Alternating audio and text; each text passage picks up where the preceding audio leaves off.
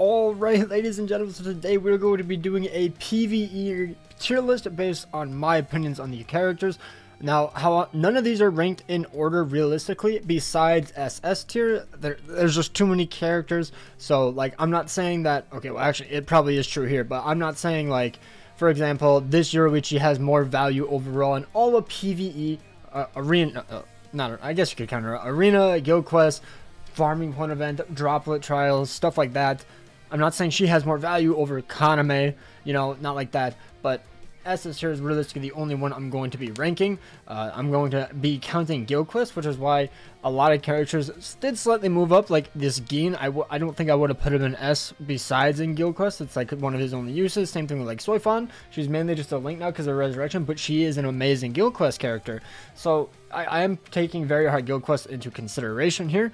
So a lot of characters are moved up a little bit. And comment down below if you think that one of these characters should be heavily moved down. Like, okay, let's just say, like, if it's one tier, it's not that big of a deal. But let's say you think this Shinji is absolute B tier. He's just an absolute awful character. Comment down below your reasoning. Maybe I'll take it into consideration for the next tier list. I had to completely revamp all of my tier lists, and obviously, as you can see, I'm missing a lot of characters. I think I got up to the 4th anniversary, and that's as far back as I've went in terms of every character in the game. So bear with me. You know, maybe there's some guild quest characters that I missed. Comment down below if I missed them. That'll be greatly appreciated. I can go and get their PNG for this. But at the moment, this is all I have. We're going to be going through every single attribute as well. So if you guys enjoy, hit the like button and subscribe, and I will try to do daily content. But I don't remember if I ended up doing the Momo and Toshiro from Halloween, so that's basically where I'm leaving off. But in my opinion, Kurogi is the best heart character in the game. And then Bruno and 1000 Butter Ichigo are kind of wishy-washy. I don't know. In IT, I think Ichigo takes the cake, but everywhere else, I think Bruno is better. Except, you know, like scroll trials and whatnot, where they have dodge. That's annoying, but you know what I mean. You can easily just flip-flop them. Rangiku is an absolutely amazing character, but she's mainly for farming potions. She's not a DPS. She's not going. You're not going to use her for farming point event or doing guild quest or anything like that, or limit breaker usually. You know, I just think that Kurogi and all these characters are just have more usability in the game, as better terms. And then 6th anniversary Aizen is still here. Also, I'm only going to have 5 characters in SS tier. I think that's fair. 5 characters, top 5 in the game for that certain attribute. Now, hopefully I'm not missing one. I don't believe I am. That would be kind of funny if I was, but I believe I have all of them. Now we're going to be ranking the Momo. I mean, I think she's good. She's basically like probably the best pot farmer out of these characters. Like, let me see. So, maybe Isana is better, but Momo does have plus 10 potions, so that's absolutely exceptional. Like, overall, maybe Isana has more value, you know, because she's really good in epic grades, but I think the Momo just has more value overall, just because of, you know, she has plus 10 potions. She doesn't have super potions, unfortunately, but it makes up for it, obviously, because she has the plus 10 regular potions, which is what a lot of people need, to be honest. Most people are always low on that, so, you know, she's a really good character. Now onto the new 1000 Blood War Kiryu. I think she's a good character. Now obviously I don't have her, so I can't like fully go over her, like fully dive into deep of like how good she is in the guild quest. I should be showcasing her later this week. Hopefully the guild quest for her is still here, because she is a ranged human killer, so she's perfect for the guild quest right now. But unfortunately, I have to wait to someone who lets me try it. But I think she's a good character. I think she's easily an S tier character. I don't think there's no way she's below like any of these characters right here. Like the only also mine for the PNG, the cutout, I just can't find the one for this. It's not in the BBS simulator yet, but the only thing that I genuinely don't really like about her is she doesn't have an increased chance to proc status elements. I believe she has frenzy 2, but she also just has an SA2 that only is a shield and a boost, so it's a melee ability, so therefore it just doesn't do that much damage in guild quest. But I still think she's a really good character, just nothing insane. Also, I'm not saying she's #1 S tier. I just put her up there, just gonna make sure people understand that.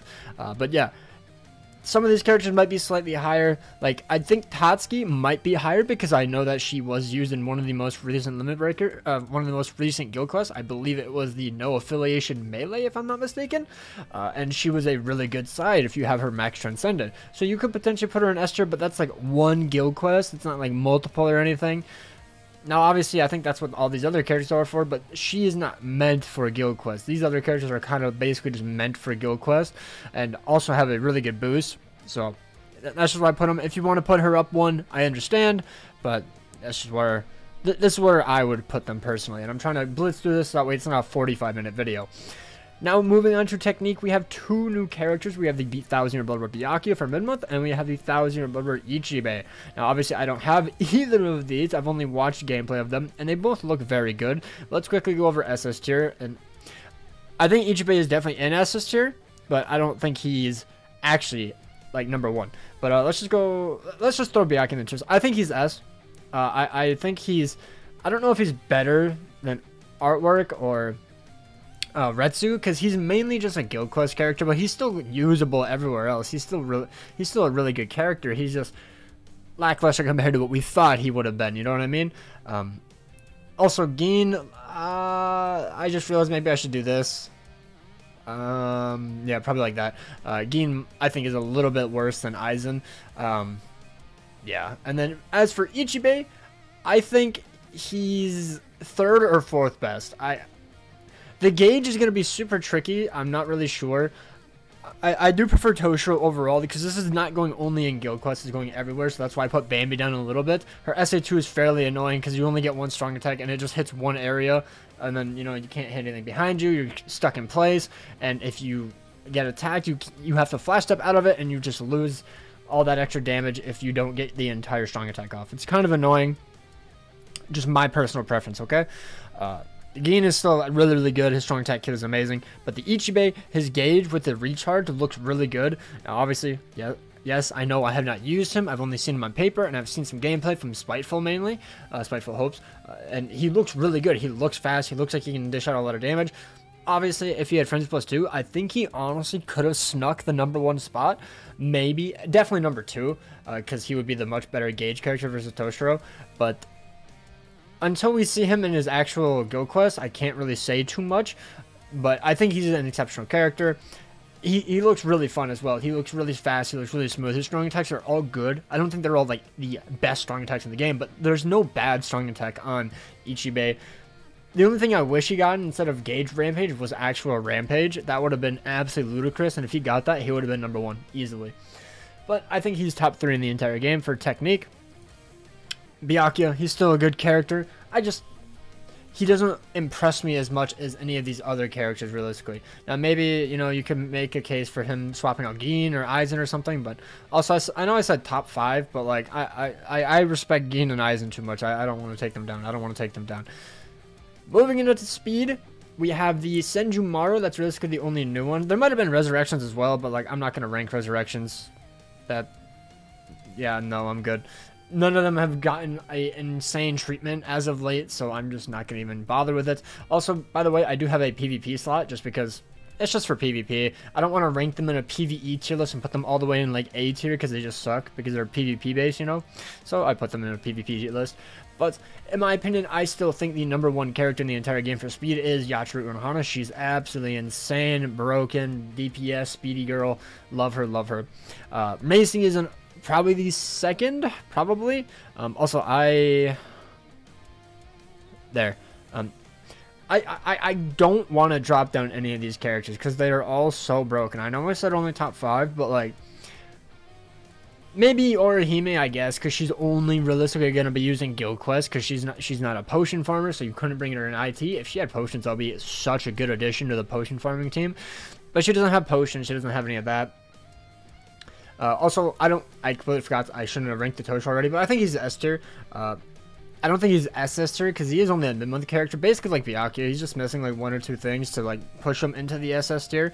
He's still an exceptionally good character, especially for mid-month standards, but I just don't think he touches anywhere near these these characters. Maybe Orihime, obviously, she's only like a support, but she's an insane support. She gives the shield, the boost, the complete status immunity with a shared immunity. It's broken. But for Senjumaru, honestly, just literally right in front of Tensa. I think she's literally just one spot in front of Tensa. I'm not the biggest fan of Uryu. Like, he's good, but I don't use him anywhere. Genuinely anywhere. So actually, I would do this personally. I would do this. I use Okiura on the ranged Espada week every single time. I just don't use Uryu. He's max transited, he's perfectly built and everything. I just don't really have a use for him. I could auto IT or point event or something with him, but like, why would I? He is pretty fast though. He is fast, but he's still SS tier. I just don't think he's better than these characters. Senjumaru literally is just a better Tensa with a higher berserker value.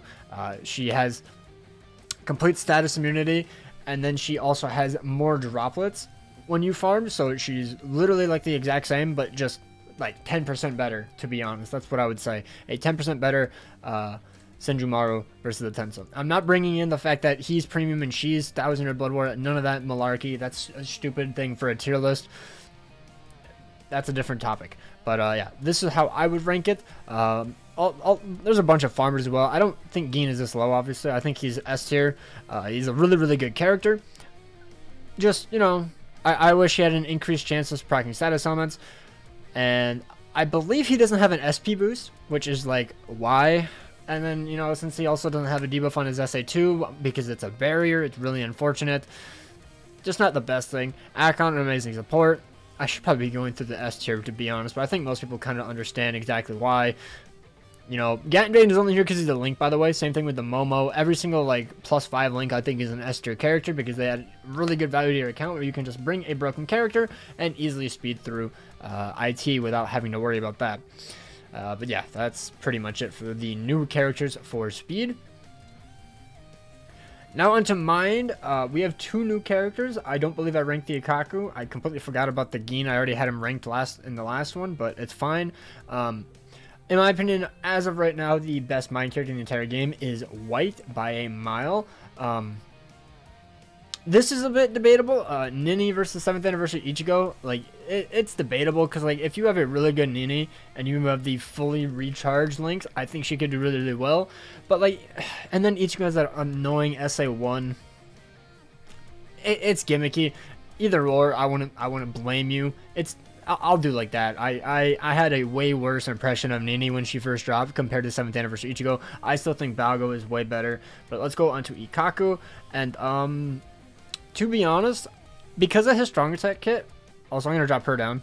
I'm going to drop Lisa down finally. But, because of his strong attack kit, I don't think he's better than 7th Anniversary Ichigo. If he literally had the 100% damage to non-status affected enemies, and then a better SA1, like either a 3K length beam or what's another SA1 that a lot of people have?